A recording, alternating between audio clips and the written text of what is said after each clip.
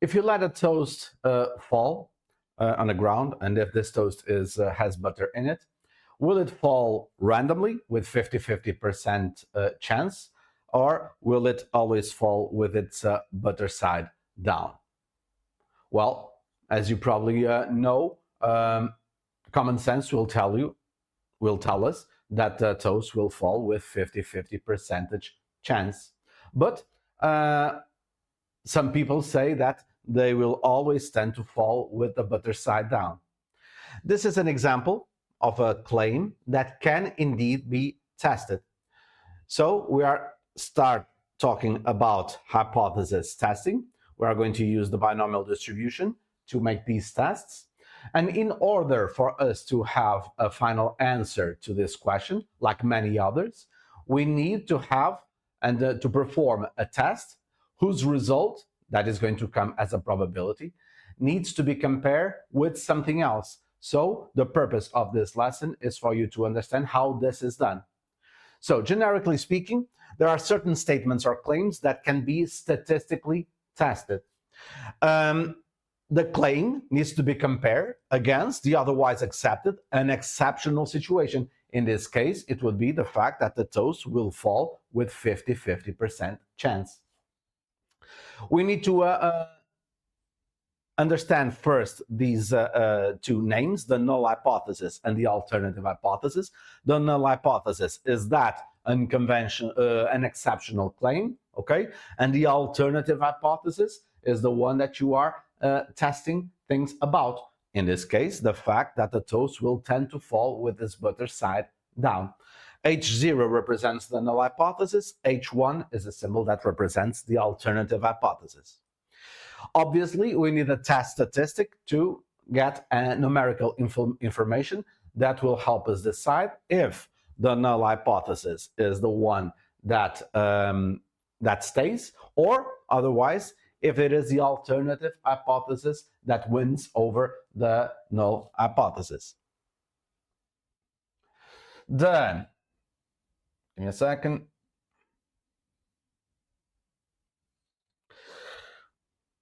It is mandatory that the result of the test that you are doing comes as a probability percentage. This is going to be vital for you to reach a final conclusion.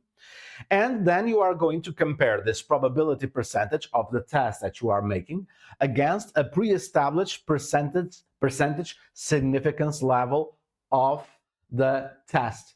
This is a pre-established percentage. Usually it is 1%, 5%, or less often 10%.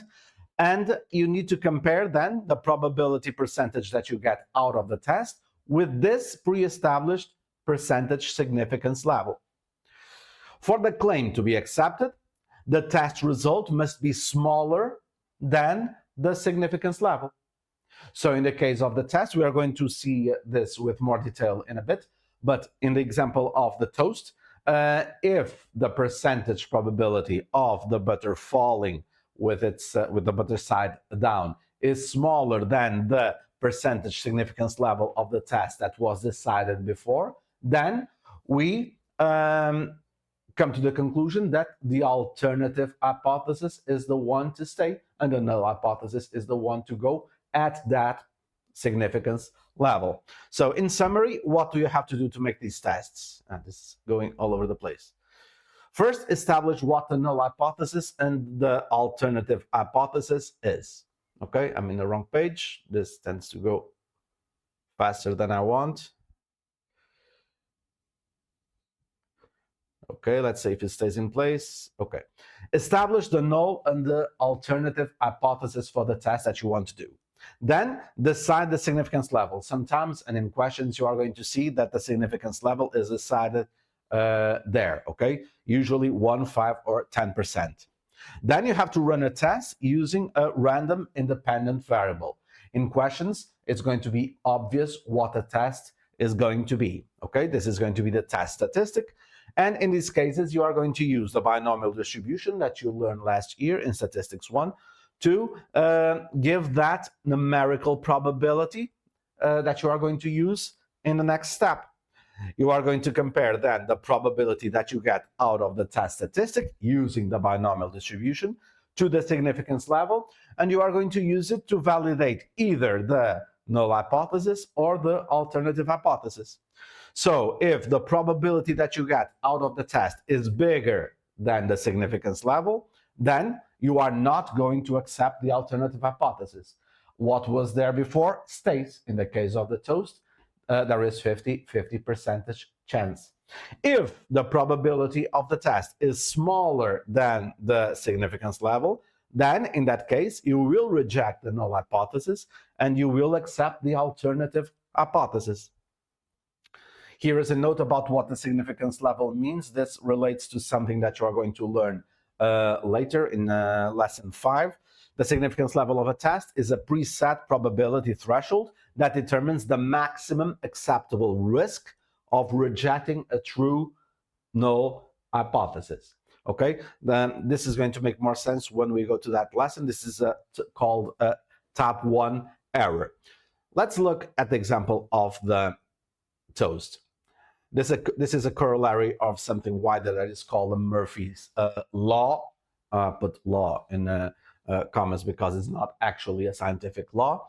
Is a perception that people have about things, that if there is a chance for something to go wrong, then it will go wrong. Okay, it can be tested. So let's test this law against this data. This is going to be the test statistic. There are 80 students investigating the phenomenon. Each throws a one-side buttered toast in the air and let it fall. Okay, and 14 of these toasts fall butter side down. It seems a lot. It seems to validate Murphy's law, but this is just, again, the perception. You need to get actual data, actual numerical information that will allow you to decide in statistical terms if Murphy's law exists or not.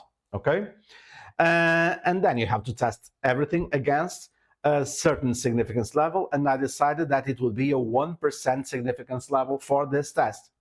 Okay, so first step, decide what the null hypothesis is, what the alternative hypothesis is.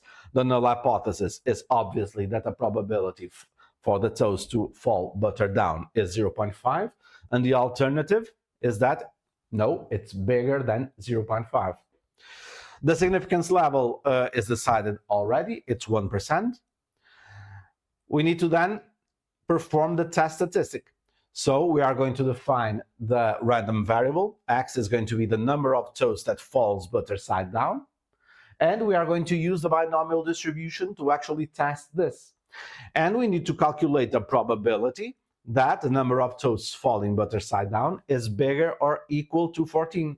Remember that 14 of them actually fell butter side down. So in this case, it would be the probability that x equals 14, 15, 16, 17, and 18. Don't forget that n equals 18. So we are going to use the binomial distribution, and you already know how to do this for a long time. Just stop where I want, here. Okay, and you calculate the probability of each one, and there you have it. Okay, so what is the total probability that x is bigger or equal to 14? It's 1.54. Here you have the result that you are going to use to make the comparison. And 1.54%, it's obviously bigger than the significance level that we decided was 1%. So what does this mean? This means that the null hypothesis is accepted, the alternative hypothesis is rejected. So for the 1% significance level, the test statistic tells us that there is evidence to suggest that the toast will not fall with butter side down. But pay attention, if we would have decided that the significance level of the test was 5% instead of 1%, then for the 5% significance level, it would be the other way around. H1 would be accepted, and H0 would be rejected. So always understand that the final statement that you are going to write down in these questions are always against a predefined significance level.